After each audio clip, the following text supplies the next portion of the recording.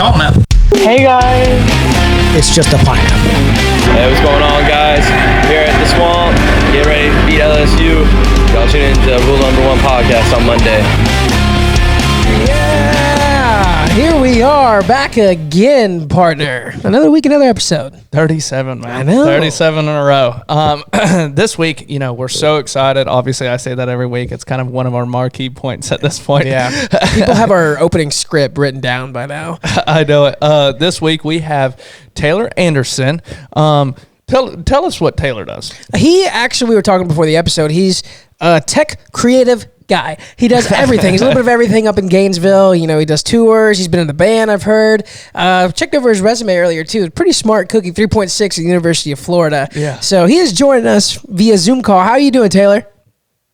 Happy to be here, guys. We're happy to have you here, man.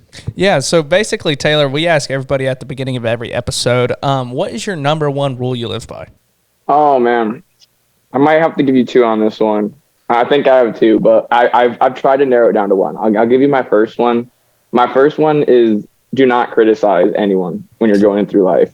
It's like, what was the last time that you received straight criticism from someone and you responded well to it? I can't remember the last time. I saw, to illustrate this, I saw a really good quote. I think it was from, it was Dale Carnegie about a week ago. I saw it, and it was about a construction manager on a construction site. And he was going around, and he would always see that his workers would never want to wear their hard hats, which is like a big risk on a construction site, obviously. And he would he would scold them and say, if you do this one more time, I'm firing you off the construction site. And when he told them that, they put their hats on, but the second he left the construction site, they took them right back off because they were like, fuck this guy. They're like, who cares? Honestly, he's gone. But the next day, a different supervisor came in, and he saw that none of the workers were wearing the hard hats. And he went up to him and said, are your hard hats fitting okay, guys? Would you like some more comfortable ones?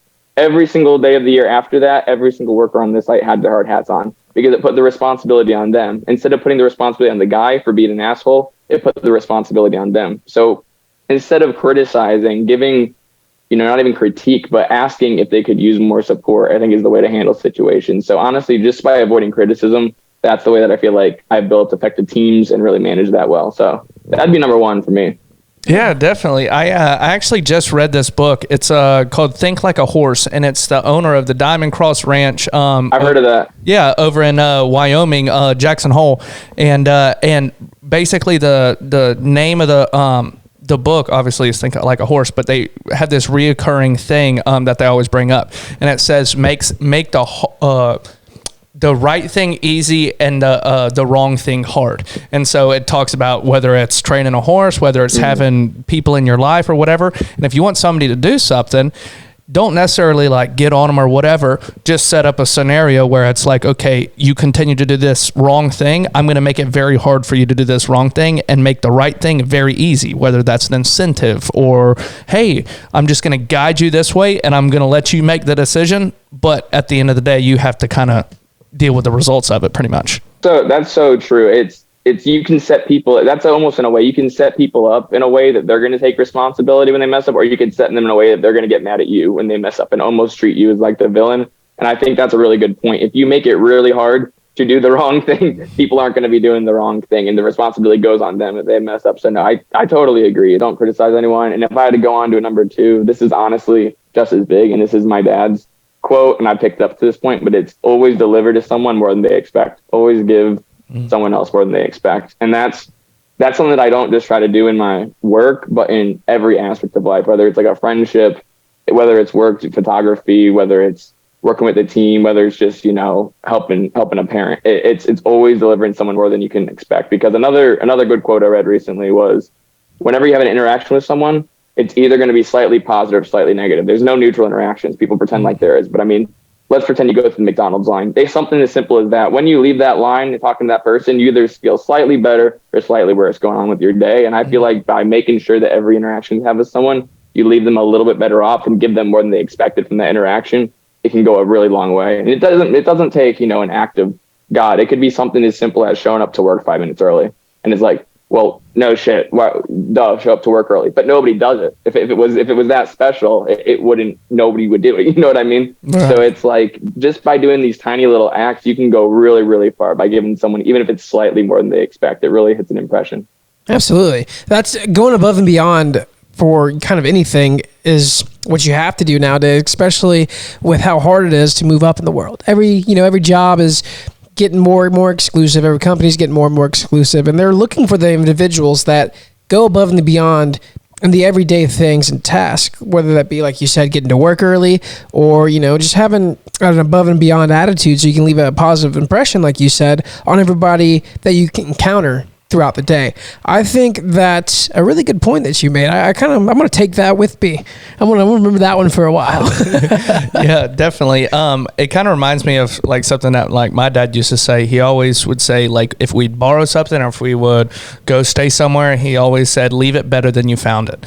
And so like no matter what, like you go, say for instance, you go stay at somebody's house or whatever and you slept on the couch, fold up the blankets, make sure everything's picked up, just leave it better than you found it, is because not just doing the bare minimum, but going above and beyond and doing it. And I've told Brian this before, like I'm a big person on like what my name's tied to. And so for instance, if I'm going to put out something and it says Nathan Smothers or whatever, then I'm a big person on, I want it to be the top quality. I don't want average. I don't want, just mediocre. And I definitely don't want below average, because if I'm going to tie my name to it, then I expect excellence, or I expect, the top notch of what I would do, because if I were to do it myself, then I'm going to give it 110% no matter what.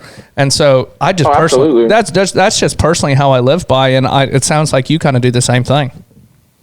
No, absolutely. That's so true. And in our generation, honestly, just doing something could be going above and beyond, because our generation has a lot of bark. We're really loud, but we have no bite. When it actually comes down, we're the generation of, we're like a bunch of loud dogs that are barking all the time. But when it comes down to actually doing the thing, we don't do it. It's like, even you guys, I can't tell you how many college houses, how many group of friends, how many frat kids, whatever, that are like, let's start a podcast or let's start a vlog or let's do this.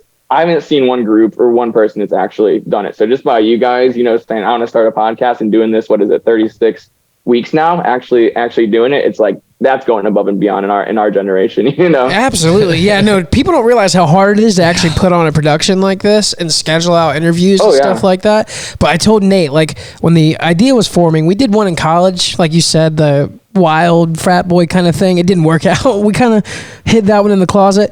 But when I came up to him, I was like, man, we got to bring a podcast back. We're going to do it the right way, man. All of our socials have a post daily. Like we stay on top of this thing, man, and we do it. We do it the right way. Yeah, and daily posting. Everyone wants the views. Everyone wants the connections. Everyone wants the likes. Everyone wants this, but nobody wants to do the daily post. Exactly. And nobody wants to do the clip, exactly. Right? Yeah, I was telling Brian, it's starting off like early on, whenever we like first began it, and it was there's people that blow up overnight. Simply there are. And it's great. Absolutely, yeah. They could have the characteristics, they could have the funny clip, they could do whatever, and they could blow up overnight. But staying consistent with it and posting every day and and sticking with it and everything. I told Brian, he was like, I don't like where our numbers at. What can we do more? And I said, Brian, our numbers are fine. We got to stick with it and continue to do what we do, because we gain a follower a day on TikTok or a follower on Instagram or 5 here or 4 there or whatever. And we're at the point now where people go to our social media and can look through all the stuff that we're at and can go back and be like, oh, that was cool. That was cool. That was cool. It's hard starting out whenever you only have a couple posts or whatever and be like, oh, they've got 30 followers. Why would I follow them? Yeah. I think the hardest part about it is what, Taylor, you said about our generation is commitment. People can't stay committed to things like at all nowadays. So I said this last episode when we were talking to Liam. The attention span of a human being is shortest it's ever been.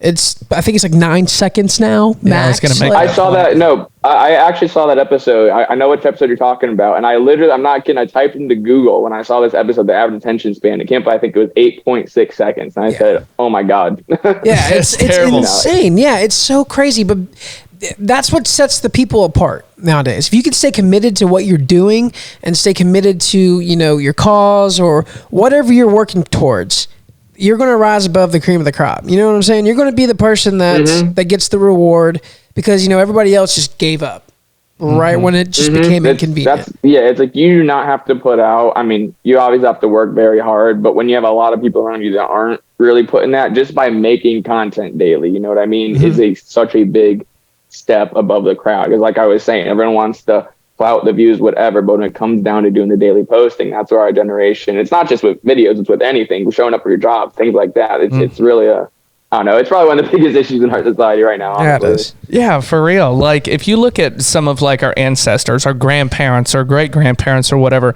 and they had to absolutely like bust butt just to make a living, like just to make a middle. Buy. Yeah, exactly, just to get by. And it's honestly kind of sad that nowadays in 2023, our generation, if they do just a little bit more than just show up to work, like 5 minutes early or stay 5 minutes late, or hey, like, give a lending hand whenever somebody's walking by and needs help with a package or something. It's sad that just a little bit above the bare minimum will help you succeed in life. Yeah. Compared to our ancestors who just absolutely busted butt. Nowadays, it's kind of tough. It's like, dang, okay, so I just do a little bit above bare average. What does that say about our society? Like, it's on the downfall. It's not even showing up and doing a little bit more doesn't just help you go further. I think it helps you learn new things too, because some of the best things that I've learned personally that are now some of my primary jobs, I do photography, videography, design.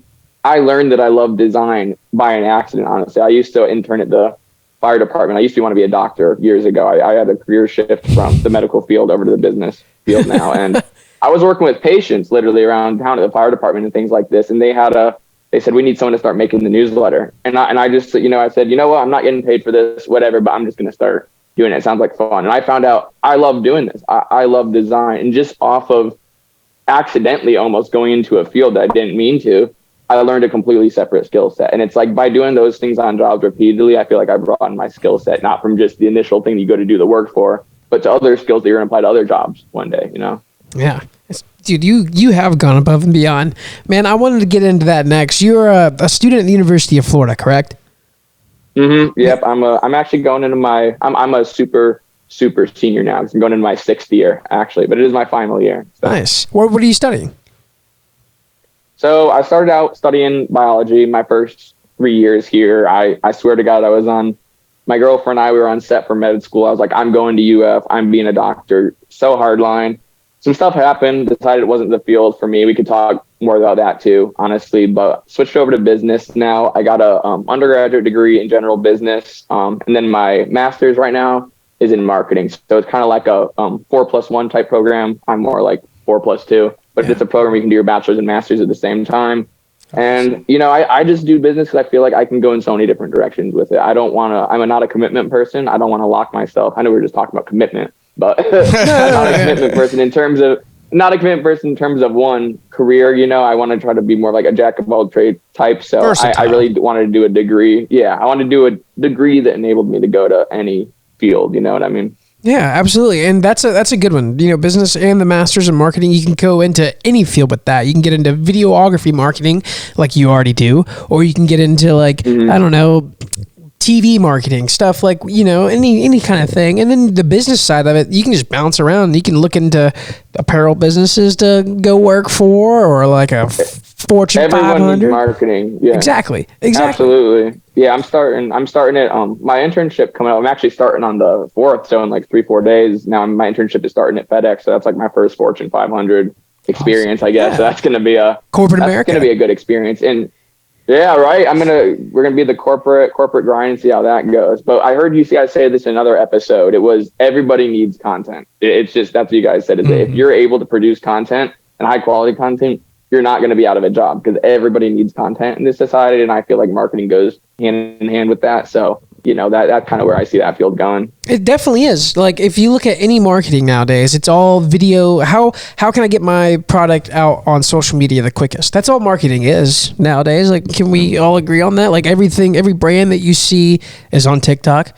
Every big Fortune 500 is on TikTok. Like it's all going to the social media thing. I think TV is honestly going away too with all these streaming services and everything. So yeah. I saw some crazy stat that was like the percentage of households that still have TVs, like actual cable. And it was ridiculously low, and it's like dropping by half every year. It's actually nuts. It's going to be straight YouTube and streaming on people's laptops and stuff, you know. It's in this podcast, the podcasts are blowing up right now, so, you know. Oh, for sure. I do want to say one thing about the marketing thing. My favorite class and this is kind of a cool story, and I don't know that I've ever told this story on the podcast. My favorite class in all of college, I was an agriculture studies major. And so, I mean, there was a lot of biology, chemistry, sciences, whatever. My favorite class that I ever took was entrepreneurship and small business marketing. And I took the class, you know, had a great time, whatever, this and that. My final project, the teacher said, he was like, okay, we're going to pitch. I want y'all to pitch an idea. Basically, I want you to come up with this business, and I want you to give like 3 hooks and be like, why should I start this business or whatever. And Shark Tank. Yeah, and so I get up there and I'm thinking, and Brian and I had kind of like played around this podcast idea, and I get up there and I give my pitch for this podcast, and the deal was there was going to be 4 winners in the entire class, and then you would have basically everybody else would be split up for the class to help you develop your idea. And and so I give this pitch, and all of a sudden my name was the first one called after everybody had voted what their thought was the best idea. My name was the first one that's called, and turn around looking at over a year later, we have a podcast. Dude, that's wild. That's like a class project coming to real life, right? That's pretty crazy. It's cool to be able to see like your ideas and develop over time. You're like, oh yeah, I thought this was a cool idea, and then you get out of college, you hit the real world, and you're like, hey, let's go do something. And I love the podcast too, because it's one of those things where it doesn't blow up overnight, but if you do it consistently long enough, it will be big, because it's one of those fields where I feel like you're rewarded by consistent quality, where kind of like a YouTuber, it's like you're not going to get a million subscribers overnight, but if you pump out a high quality video every day for 10 years, I promise you're probably going to have 100,000 at least subscribers. You know what I mean? I love it. It's a rewarding field too for high quality work. I find podcasts so fascinating because of a couple of reasons. One, it's a way to be independent from the mainstream media, right? So it's a way for all these that's a blessing. Yeah, right. Exactly. For real. Exactly. But it's a way for like these big celebrities or whoever to be them true selves on a forum that anybody and everybody can see them on. That's one reason I like a podcast. 2, there's 4 million, probably more now than that, in the world podcast. So that means everybody can do it. So like, it's an opportunity for anybody and everybody. So why not jump into it? If you like talking to people and you talk about cool things, go for it, man. Like nothing's stopping you from starting one. Yeah. And even like I saw the stat, and I don't know the exact number, but even with like TikTok, like everybody's scrolling on TikTok, and I want to say it was under 10% of the people on TikTok actually make videos, like have posted their first video. Really? It blows my mind. Oh, it's just spam. It's just like a ton of spam accounts with no content being made, essentially. It's kind of like Twitter, just tons of accounts viewing but not producing. Yeah. Exactly. And so whether it's like, for instance, if Brian and I or whatever had a TikTok and be like, oh, I want TikTok to like watch everybody else's stuff, but I'm just not going to post anything. And it just blew my mind. And that obviously, like you said, it could be spam accounts, it could be a bunch of bull crap or whatever, but just that stat alone, it puts in perspective and be like, think about how many people are out there watching other people try to strive for their dreams or whatever. It could be doing it. And it's the app's on your phone. You can literally take your phone like you're watching TikTok, press the plus button, flip the camera, and say 2 sentences, and you're done in 5 seconds. Yep. That's how easy it is. And it's crazy because people do that. They will say 2 sentences and have 4 million views. It blows my mind. Yeah. It blows my mind how people just won't even try it. Yeah, they don't. And then it's the hard part's, being consistent every day after that blows up, Taylor, do they have any, like, I'm curious, at the University of Florida, they seem like they'd be keeping up with modern times. Do they have any, like, social media marketing classes in your master's program? I'm not going to lie, I've not had a class in social media marketing. Now, to be fair, I haven't gotten really my electives. Like, I still have another year, so I assume at the end I'm going to be, like, able to choose more fun electives. But I honestly don't know if that's a thing. Now, I've had some other creative classes. Like, we have tons of AI classes. We actually have a huge, I don't know if you guys know, like UF is like the biggest school for AI initiatives in the United States right now. We've had the founder of NVIDIA actually donated the largest supercomputer in America to UF, and it's actually here right now being used. So we're pushing these insane initiatives right now for AI. So I've had some classes in that, and I've also had some classes in Python and coding and some more upcoming fields, you know. Man, that coding stuff's hard. Like, I looked into it. It's really hard. I bought that, what's those books? Like Something for Dummies, right? Coding for Dummies. Yeah, I bought the Coding for Dummies book. I didn't make it past page 3. I was like, yo, I give up. I can't do this. Well, like I told you about like photography and stuff that I was learning and everything. And I was like, dude, like whenever you get into a new hobby, it's a whole nother language and you've got to learn how to speak it. And I'm sure exactly with coding is literally another language, I feel like. Yeah, it is. What was that class 100%. like? I personally didn't like it. I'm not to shit on coding or anything, but I think it showed me that it's probably not for me. Honestly, it was this guy that taught it was very hardcore about it, and the exams were ruthless. I mean, it was down to the point where the multiple choice would be 4 or 5 different symbols or commands with maybe one parenthesis change or maybe one hyphen or comma change. And it's which one of these. It wasn't just like, oh, this means this and this means this. It was comparing things that are almost identically and finding these little idiosyncrasies. It would be like teaching someone English and then trying to teach them when to use an I, when to use a E or something like that. You know what I mean? It's just these little things that almost sound the same. And I realized, I was like, dude, I don't have the patience for that. I get bored very easily. I get very I can't be behind a computer all day long. So I got to be on the move, and I realize this is not up for me. You know what I'm saying? I find it so fascinating that the University of Florida keeps up with the times like that with their classes and everything. You know, like there's schools like me and Nate went to. No knock against Warner. I love where I went. I love what I studied, but like their classes, they're like, other than communications, all the other stuff's kind of like what you would see in like a 2000s or 1990s college. You know what I'm saying? Like the major's not like a technical major or like a nursing major. It's like you're by the book majors. It's crazy that UF has AI on campus like that. They're pushing it. I'm not gonna lie. I did the photography for the last graduation here in the O'Connell Center, and a considerable portion of the graduation speech to all the graduates was about AI. It is as strange as that sounds. It seems like UF is almost pushing in every single area. I'm also I'm a tour guide on campus, and one of the lines they just added to the tour. Literally, the university mandated it gets said in every single tour is that UF is focusing on a big AI initiative. Every student is considered to receive a certificate in AI, and that's literally something they forced to be added to the tour. So it's in the graduation, it's on the tours. They just got the big supercomputer donated. It's like every single aspect of this school is pushing AI really hard right now. I don't really know the master plan behind it, but maybe I think it's just they know where the world is going, you know? They have to. Well, it is. Like you said, it is going that way. Man, AI is taking over. ChatGPT is doing homework for nursing students and high school students. You got, it's running, I don't know, all kinds of crazy simulations, wondering how the world's going. It's, oh gosh, we talked about it last episode. We went down a long rabbit hole with it. Yeah, I want to get Taylor's opinion because so you know how like nowadays the world's already kind of lazy to a degree, kind of like we already talked about.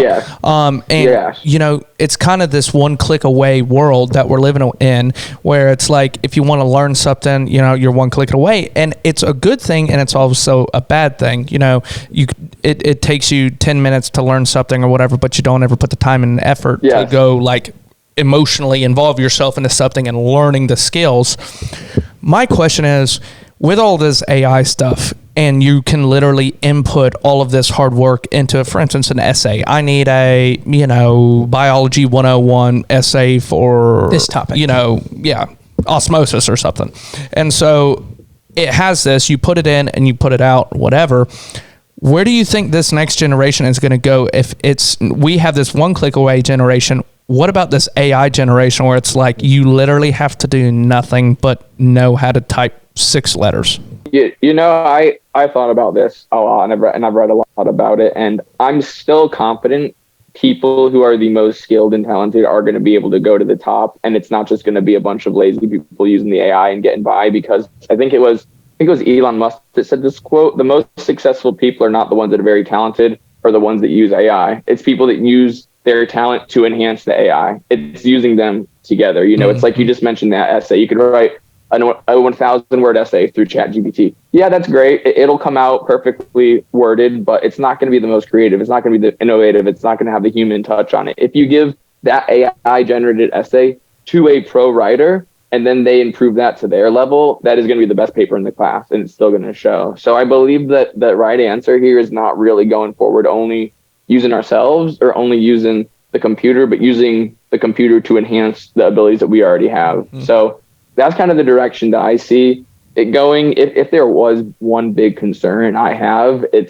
I forgot where else I saw this, but it's that AI is going to start learning from itself. So as humans produce less and less content, the AI isn't going to have anything to learn from. Because let's say 5 years from now, everybody writes everything with AI. What's the AI learning from? What's its model? It's itself. The only thing that's been produced is from AI. So now the AI is learning from the AI. Isn't that kind of scary? Yeah. So it's almost like this. It's like this computer superhuman person, almost humanoid, producing content and then telling itself it's right over and over again, and then using its own words to reinforce the things that it produces in the future. So I think that's really scary, is if we stop producing content as humans and the AI just starts learning off of itself, it's going to write what truth is by its own, and it's going to be really confident about it. Because you guys know ChatGPT is really confident. Like when you ask it something, it's like, this is the right answer. Yeah. And a lot of the time it's not, but it'll be like, this is the right answer.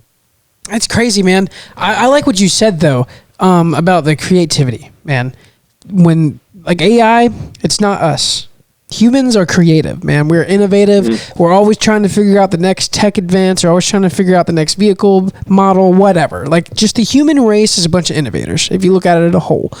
And we're creative. We have out there thoughts, like the butterfly doors on cars or putting a man on the moon. Like AI doesn't have that, right? It's exactly. Us working with it. It don't have the ability to have that. Oh, idea. That's pretty creative. Let's do this. It's always going to be 00101, whatever the code is that's running to tell it what to do. The code, yeah. It's never going to be able to like create its own codes. I mean, hell, it might already be. Who knows what Google and ChatGPT have locked up for the next generation of AI? But like, it doesn't have that human touch, that creative side. And I think that's what's going to be kind of the saving grace for us with AI, right? Like you said, we're going to have to use it as a tool, but we can't totally rely on it, because if we totally rely on it, I think society will fall apart and it will take over. Not to be a conspiracy nut or anything, but like, we have to use it as a tool and not use it to our advantage. That's a really good point, Taylor. I do want to bring up. No, Oh, no, go ahead, Taylor. Sorry. Brian, I totally agree with that. And that's why that human touch element, I feel like ChatGPT right now, even if doesn't have that human touch, I think it has it a lot more than it's going to have in the future. Because like I said, as we stop producing less content, it's not going to have that content to produce it from. Because right now, the code it spits out is just a compilation of a bunch of stuff humans have made in the past, and it's using all that information on Google to spit out a new thing. But as we stop producing things, what's it going to be referencing? It's going to be referencing a computer. And I think it's going to completely lose its human element. So for now, I think we're okay. But when ChatGPT 2035 comes out, maybe we haven't made shit. What if we haven't made shit in like 15 years? What's it going to be referencing? The computer.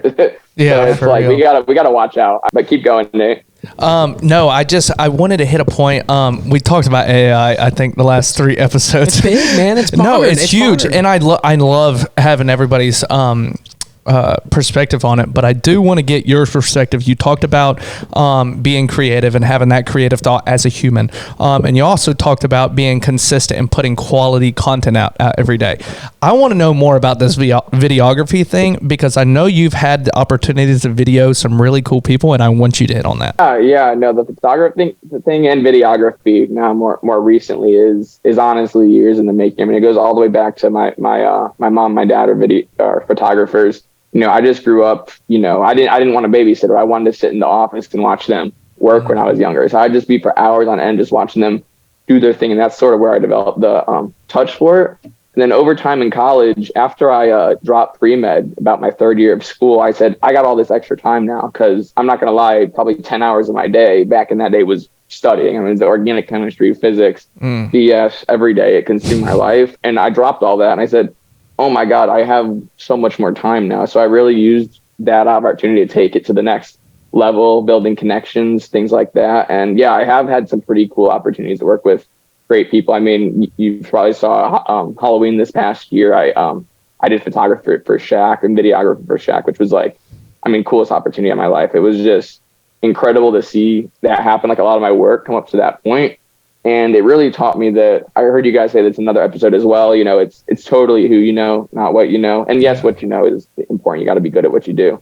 But if you're really good and you don't know anyone, you can't do anything with it. And it really showed me that the Shaq connection came from one of the first people I met in college. They stemmed to another person, then they stemmed to another person as a music producer. And then I met that music producer's friend. And then I knew that friend knew the CEO of the media company that was throwing the concert. And then the CEO obviously had the connection to Shaq, and they were looking for photographers. So it's like, by making a connection with somebody, even in your dorm room, 4 years later, it turns into lifetime opportunity, which was like, this is incredible, you know?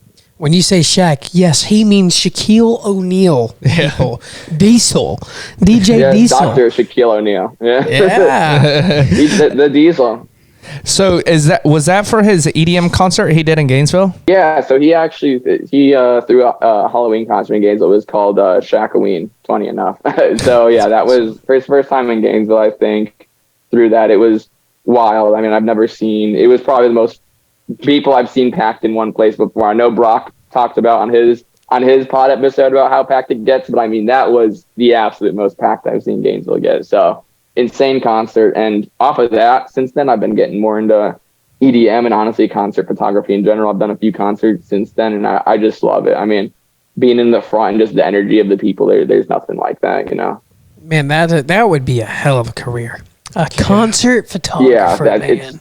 You'd be rocking out while doing your job, man. Dude, that'd be a dream. Like I started out obviously like with wildlife and stuff, but dude, that would be such sick, a blast. Right? Like travel around the world and just take pictures of like artists or whatever, because like Taylor, I don't know if you know this or not. I'm a big music guy, not like you by any means. Taylor can play some instruments, but I love music. I love the lyrics. I love, the beats. I love everything about music, except I don't carry a single music bone in my body.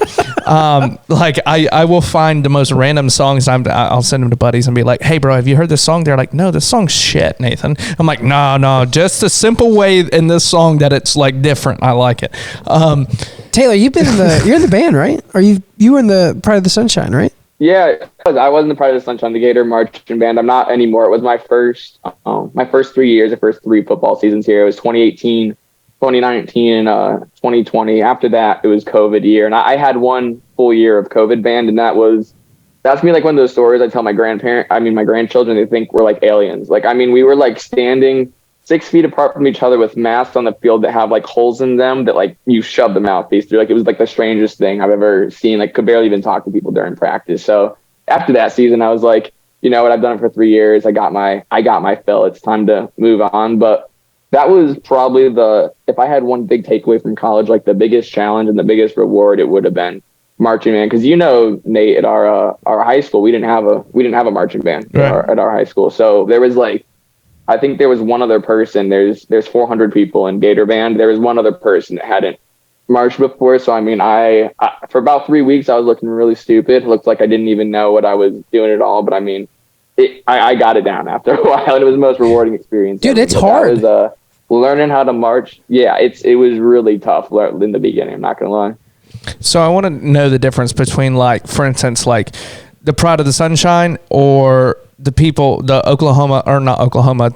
Ohio State band, like, the world famous Buckeyes deal. Like, yeah, what caliber wise, like, what are we talking? Yeah, so the Ohio State band, for example, those very like specialized bands, they're a completely different form than like these big bands like Florida State and UF and these huge Michigan, these massive bands. It's a completely different program. So like Ohio State, you're talking about a very low membership of very specialized people that are probably very competitive, I assume.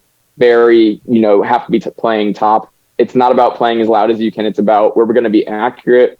We're going to be perfect in our formations, and we're just going to be very old school in a sense, which is good. It's very traditional.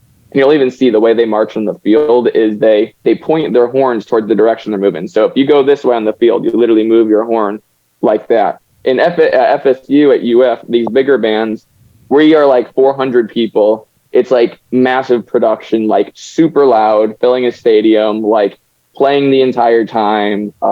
Yeah, just like a massive production. And it's not that we're not accurate, we're still very good, but I'm just saying there's not that like huge emphasis on precision and perfection there would be in Ohio State, for example. And another thing that our marching is, instead of turning the way that we march, we always point towards the front. So if the home side is right here, even if you're facing this way, you're still putting your horn like this, even if your body's facing the other way. So it's always pointing the horn at the stadium and like making the loudest, biggest experience possible. So I'd say, you know, the big bands like I was in are more about that like huge game day hype experience, let's get lit. And then Ohio State and those specialized bands are more about, let's be super competitive and traditional and have like a smaller, accurate experience, but maybe not putting on a massive production. You know what I mean? Oh, okay. They miss out because the Pride of the Sunshine puts on a hell of a show before every game and at halftime, man. Dude, y'all are precise when you're on the cursive gators on the field and you're doing the state moving across the field and the UF when the players run out, dude. Oh yeah, the gators fell out. Yeah, y'all can march with the best of them. Oh yeah, no. Like it's crazy how even though I say, oh, it's not as, I mean that it's not like ultra competitive. Like if there's somebody that's like a good player but not a pro player, you can still be in our band. You know, we're not like excluding people as hard. I feel like it's some of the more competitive experiences. And yeah, I mean it's especially spelling out the Gators, like that's the coolest thing ever, spelling out the cursive Gators. But it looks good on TV and it looks good when you're there in the stadium. But you should see in the practices. I mean, we could spend 3 hours straight spelling out the Gators, and imagine the curve on the G is slightly wrong. We could spend hours correcting 3 or 4 people that are slightly out of place on that G. You know what I mean? So there still is a big emphasis on it. It's hardcore, the practice. I'm not going to lie. During band camp, the first 2 weeks, we always came in 2 weeks before fall semester started. People are passing out. Every single parade, I would see at least one person pass out. It was really hardcore. So it definitely it got me in gear for how UF was going to be pretty hardcore. So how'd you get into it, man? Did you get a scholarship out of LCS to be able to go? Or did you like quote unquote walk on, or like how'd that experience start? So how it is with Gator Band, honestly, it's actually a class at this school. It's considered an elective. So it's actually a 1 credit course. You just take the class and sign up. And how it works is we have an audition system, but it's not really a you're in or you're out. How it works is everybody auditions, and before each of the shows, whoever the bottom, I don't know, 5 people in the section, the lowest performers, they just won't be in the show on the field. So we don't kick them out of the band, or we don't really exclude anyone, but it's more of like, if you're not showing up to practice on time, if you're not memorizing your music, if you're just not good, you're not going to be performing in like the big shows and stuff. So that's what I like about Gator Band. We accept everyone. I mean, even people that are in community college at Santa Fe and Gainesville, we still have them in band, but it definitely is still competitive in terms of, I always got a spot in the shows, thank God. But you know, if you weren't being responsible, you definitely were going as an alternate, we like to call them. So that's crazy. What instrument do you play? There's no scholarship though. No scholarship, by the way, though. It's actually funny enough. You pay to do marching band actually because it's a credit class. Really? So. Oh well, yeah. Yeah, that's crazy. What do you play? Oh, I play trombone. I actually got one right. Oh snap! Right. Break it out. Give us a rip. Couple tunes. That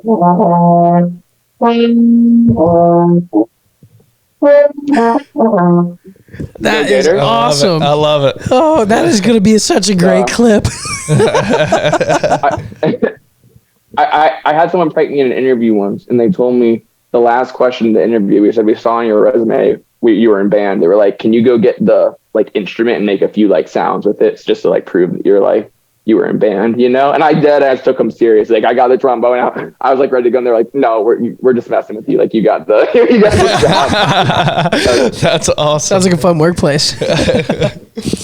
So Taylor, I do want to know, you know, man, we've covered so many topics tonight. I do want to kind of know, you know, man, what's your goal for the future? Obviously, you know, you got a business degree and a marketing degree. You know, where do you see yourself in, you know, 5 years or so?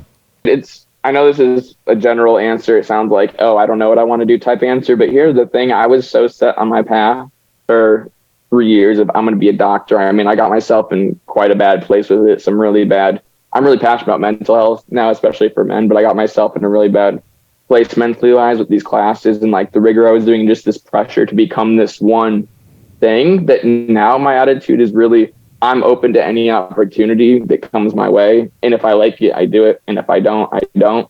I know that sounds kind of just up in the air, but that's really how I see myself going in the future. It's like whenever somebody offers me an opportunity or I see one that I really want to do, I just go and I just like try to send it. I don't try to narrow myself down to, oh my God, I must do this one exact thing. So like an example of that would be, I was earlier, Nate, I was telling you about the Tesla position I wanted. That's like something where I just see it and I'm like, I love Tesla and I love photography and I love videography. All these things go together. Let me apply it for this thing. So it's like, I'll just send basically whatever I see that's interesting. I don't really have one top goal. I mean, I guess my top goal is retire quickly and make a lot of money. That's a good goal. But besides that, I don't have the one career goal anymore where it's like, oh, I'm gonna be this exact thing. Because I realize if you pressure, it's good to have big goals and it's good to push yourself hard. But if you're pushing yourself to the point where you're unhappy for something, don't put work before your own mind. Yeah. Oh, definitely. There's a couple things I want to impact in that statement. And if you wouldn't mind, saying like what made that flip from the whole biology major pre-med deal to into this business world, and also like with the whole mental health thing, especially in men, that is a couple things we've hit on it several times, and anytime any guy brings that up, bro, let's make a point on it because it's a huge thing and it's crazy. I made a TikTok on it in November, and it was Men's National Men's Health Month, and it was so ironic. It was literally like November 20th, and I never saw anybody post anything about it, and so I made this video. I was like, ironic how November is National Men's Health Month. ... Crazy how nobody's talking about it. And it's like, it's just one thing where not a lot of men talk about it. Like you shove it deep down in. So yeah, I'm gonna let you do your thing and explain a little bit how that happened. No, I definitely want to. That's a really popular question I even get from parents on tours. If I'm not giving a tour to a parent and they're like, oh my God, you switched your major like twice or something, like, why do you do that? So it's definitely an important point. And the first thing I would say is, it was just bad for my mental health in terms of the stress. I mean, the scores they want you to get and the GPA they want you to maintain, it's basically getting nearly straight A's with maybe a few A minuses. And I know at some schools people could just do it, but at UF, it's like it is still the hardest thing I've done in my life to this day. Just the rigor of the classes and how hard they push you. And I realized I'm not willing to sacrifice my health and honestly my life at some points for something as simple as a career. Now, that's more of the mental health aspect. The more logical way that I got to it is if you want to be a doctor, that's all you're going to do. You're not going to have a side hustle. You're not going to have a side business. You're not going to have side interests. It's a career where it takes so much time, stress, effort that it's going to be your life. You're going to do 4 years of undergrad, 4 years of med school, 4 years of residency, fellowship, tests, boards. It's just going to keep going. And each one of those things require 100% effort. I'm the type of person where like, I want to do a side hustle with photography and videography. I'm like working on starting a business with 2 friends right now. I play piano and a few instruments. I want to have all these side hobbies that I'm doing. And I realize if I'm going to be a doctor and lock myself down in this field, it's not going to be possible because it required my 100% effort to perform in that field. And even at my 100% effort, it wasn't even good enough to be where I would say I was highly competitive for, UF or what I wanted to do. So basically just so I could have side hustles and side things and have some diversity to my life, I realized that was not the right field to do that. And the last, I know I said there were 2 points. The third point I want to make is I don't think it came to me naturally. So it's like, there's a few things that I feel like I'm inclined to naturally, like photography. I think I have an eye for that. When I'm out there with the camera, I almost feel like connected to it. I feel connected to people. And some people feel that way towards exams, like dead ass. I have met so many people and friends where it's like, they get great grades all the time. They love exams. They're like, this is my passion. I love learning the system. I love like breaking the system. And it's like, it's almost like the questions talk to me. And like that relationship that some people have with standardized testing is like the relationship that I have with a lot of creative things like design and photography. And I'm like, if I have this type of relationship with those things, why am I not doing those? And why am I doing this? It's like if you're trying to force yourself to constantly do something that you're not made for. So yeah, I just realized even if it's my passion, I'm not going to do something where I constantly know this is not the right thing for me. So I know that was a lot, but those are kind of 3 reasons that pushed me to go on a different path. No, that makes complete complete sense because one, I can promise you that no doctor, nurse, student, or anything like that has ever thought about that point.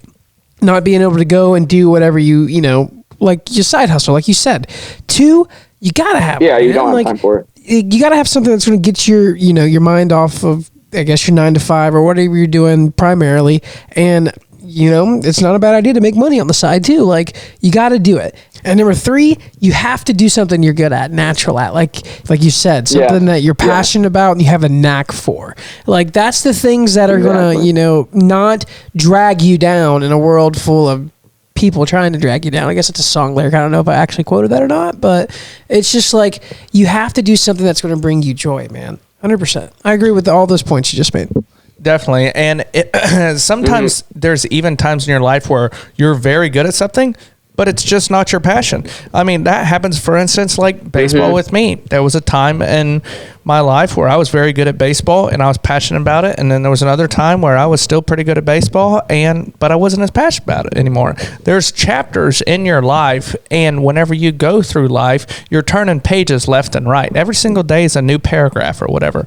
And so there's some times where you outgrow friends, you outgrow different things, and it's okay to move on and find different interests or go to different things. And I feel like a lot of times nowadays, people just get stuck in the fact of I'm stuck in this chapter and I can't go to the next one because they're too scared to see what's on the other side of the page. That was a fantastic analogy, and I pulled that right out of my ass. That was a good one, partner. That was good. Anyways, we ask this question every episode, Taylor, in our Snap questions. If you could have 3 people out to dinner, dead or alive, who would your 3 people be? Oh man, okay. I've been trying to think about this one for the last few days. I'm not gonna lie. So number 1, I'll give you the basic one. You might already expect it. I bet other people have said it, but it's going to be Elon Musk. And I know that's kind of a typical answer right now, but I mean, I would have so many questions for him. It's like he's putting internet in Ukraine for a war for people, putting satellites that are shooting internet into Ukraine for what? It's not for profit. He's not getting money for it. He's doing it because it's literally just to help somebody else. And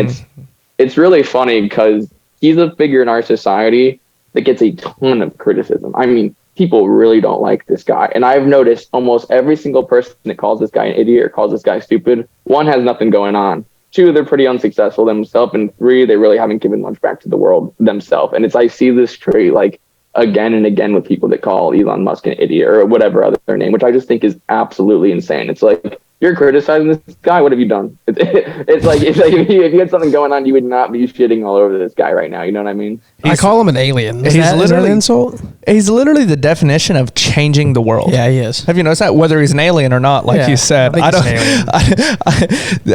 yeah, I mean, he's out of this world for sure. Yes. But he literally changes the world in every single step he makes, which blows my mind. Like, everybody talks about, like, I want to change the world. He's literally does it. Every move he makes, he just changes the world in a different way. I think it, like, literally every movie he makes. He smoked weed on the Joe Rogan podcast one time live, and, like, his stocks were taking, like, hits, and his CEO from Tesla was calling him, like, on the show, like, what are you doing? Like, dude, everything he does has an effect. 100%.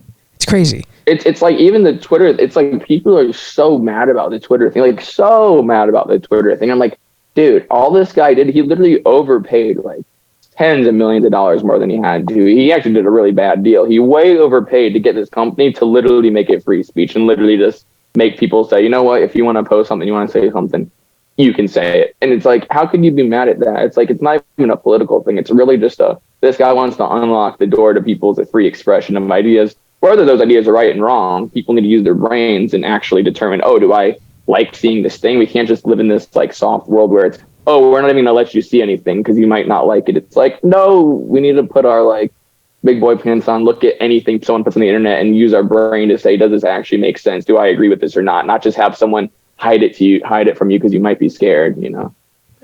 Well, who's number 2 for you? Oh, it's number 2? Oh. Let's see, number two is gonna be, this one might get me some heat, but I'm gonna say Epstein for number 2. I'm gonna say Epstein for number 2. That's all right. We had Putin 2 episodes ago. Yeah. That's because I want to know what happened. I feel like that is one of the craziest mysteries in like it's gonna go down as like the craziest mystery in American history. I mean, I just saw an article that was 18 months after this guy was a pedophile and on the sex offender list, this extensive list of like the biggest celebrities these people worship every day on TV. God, you see them at the awards. People think they're gods. They're not. They were hanging out with this pedophile on a daily basis. And then he goes to jail, and then one day he's just kills himself and we don't know what happened. It's like, I would ask him so many questions. I mean, I'm just fascinated in the creepiest way of like this guy's master plan to like, you know, almost cleanse the human race and like breed women. Like, it sounds like the craziest thing that I have ever heard before. And it's like, what if this guy didn't get caught and he had 40 more years to carry out this master plan? Like, what would have the world been like, you know? So I think it's a tragedy really that they just let him. I think that's kind of BS in the first place, that he just killed himself in jail when you're a max security celebrity. But no, I don't know. That could be the big question today. Did Epstein kill himself? No. Whenever you say master plan, he's not saying like it's just this great plan that he had. He's saying Jeffrey Epstein's master plan. Just like want to explain that a little real quick. But my thing is like you said we don't know what happened. Hell yeah, we know what happened. They killed his ass. He was about to go to court and roll on all these celebrities and politicians, and somebody had the nerve to hire the hit, and they killed him. They didn't want all their bad juju out there. Like you said, it's a maximum security. Nobody's breaking into that. Yeah, no. That's the truest part, Brian, what you just said there about he was about to go into court and like, you know, basically say a bunch of shit on a bunch of celebrities. Like, I think it's so many powerful people were connected to him that at least one had to say, if this guy goes to court, he's going to expose all of Hollywood. Like, it literally would have been almost all of Hollywood just getting absolutely ratted out. And DC. Catastrophic for the mainstream media, which is probably equally. I mean, he was going to rat out people in the mainstream media. I mean, they will do anything to protect themselves. I mean, the media companies are evil. So very true. Yeah, it's. And I'll go on to we're number 2. Oh, I got to number 3. Oh my God, what was number 3? Number 3 is going to be Jordan Peterson. I don't know if you guys are fans of Jordan Peterson at all. I love that guy. I mean, you heard of him? He's a good.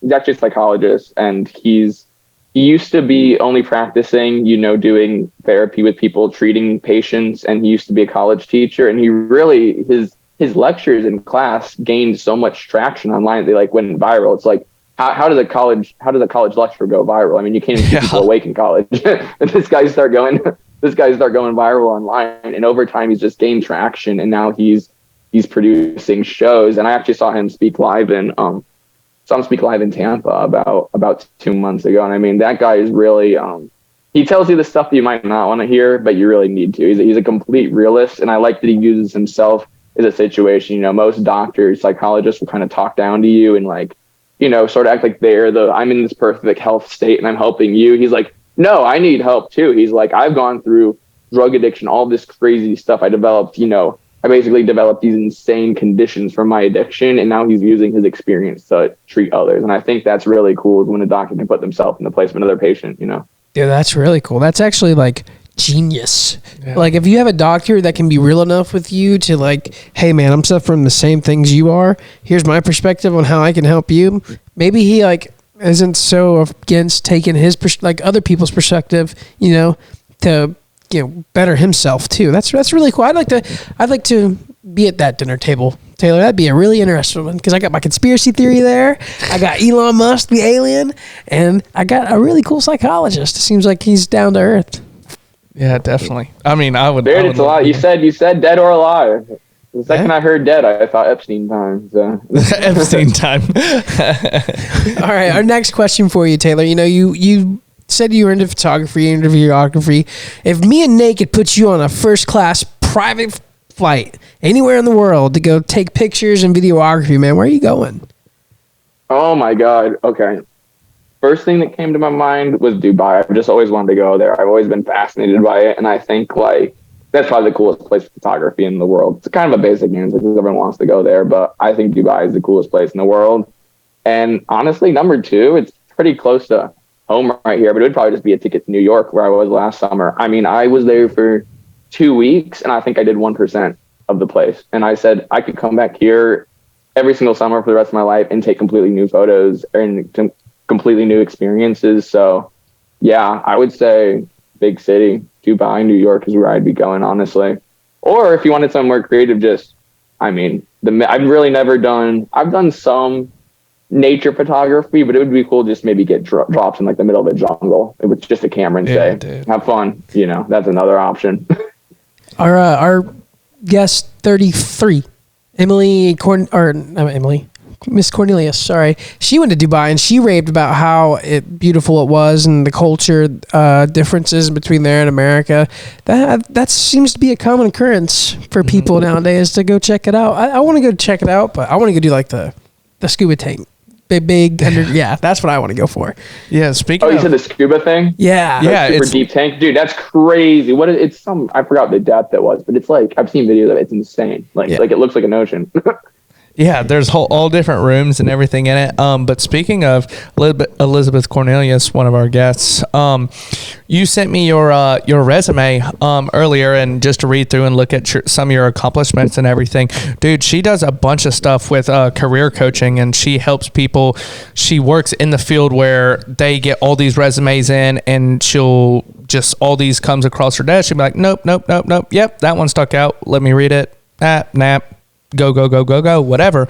If you're interested in looking at having her look at your resume and her giving you some pointers, bro, go contact her through her Instagram page and everything. She does a great job. She helped Brian. She helped Maverick, our tech guy, and she does really good job. Yeah, she does. You got our third question? Dude, that's awesome. Yeah, no, that's really great. UF honestly has a whole department in I really like our business school because we kind of have all of our own resources. We're very separated from like the general university. We kind of have our own system going on. We have a full department that's just for, they call them the CAP mentors, and it's a full department just for reviewing resumes and just for improving things like that, helping you make a LinkedIn, things like that. So it's like every single resume that comes out of UF has this exact same format, and so every employer knows what to expect when they get a UF resume. It's like, okay, we know this format, we know what to expect. It's not like some people's resumes are pretty scary. We cracked the secret. We cracked it. Remember how we were earlier episodes? We were like, man, how do all these UF grads get these jobs and stuff? And they're like, oh, it's the same. It's the resumes. Everybody knows what a UF resume is. He just said it. I knew it. I knew there was something. They go above and beyond and help their students with resumes. Shocker. Go Gators, baby. Yeah, go shocker. Gators. Taylor, anyways, this will be our last and final question, Snap questions. But I thought of this question a couple months ago, and I really, wanted to develop it a little bit, and I want to implement it in the show. If you were to die tomorrow, what would you want people to remember you by, or what would your legacy be, or what would you want your legacy to be? Ooh, that's a big one. It's a tough one to come up with on this spot. I mean, I would say first off, I'd try to connect it back to my first two things you live by, because if you're going to have a good legacy, you better try to connect it to the rules you have for your life. You're not going to have much of a legacy, So I would say with my whole thing on always deliver to someone more than they would expect. I would hope that every single person remembered when I worked with Taylor, when I was friends with Taylor, or when I did anything with Taylor, I came away feeling a little bit better than I did before. And I know that sounds very general and very broad, but I mean, that's really, if we have to go to that high of a level, I think I would just want people to walk away feeling, a little bit better than they would before. Because obviously, if you're at scale like Elon Musk, you're changing the world. People say, oh, obviously there's all these legacy things. But I think just by being a good person and by delivering to someone, slightly more than they expect in their day, or maybe they're having a bad day. I always saw that. It was a short film I watched. It was a great clip. And this guy was walking by, a girl, and he noticed her heels and said, I like the color of your heels, for example. She was actually suicidal, and she had a plan to kill herself that day. And really, right before she killed herself, the thought went through her mind of that guy complimenting her. And it was just a spark of serotonin and just general happiness that it was just enough to make someone not end their own life. So I just feel like being a decent person on a daily basis, you can only not even leave a legacy on the world, but you could save a life in the process, Bringing it back full circle, because that was an above and beyond answer right there, partner. I love it. That was good. That's a good question too, man. Yeah, I love the question because one, like at the end of the show, it just kind of brings a full circle into the number one rule you live by. And two, man, it's one thing because you never know when you're going to be taken from this earth. You never know when your last day is. Exactly. And so, and all you got is from the moment you were born to the moment you end. Those are your book covers, and everything in the middle is what people remember you by. And so if you're just living it up or doing whatever, those are your pages. Do you want somebody to pick up a book and remember you by, how you acted, or something, switching it up, being like, you know what, I'm taking a change, I'm going this way, and I want everybody to remember all these pages or all these chapters, and this is the change I've made.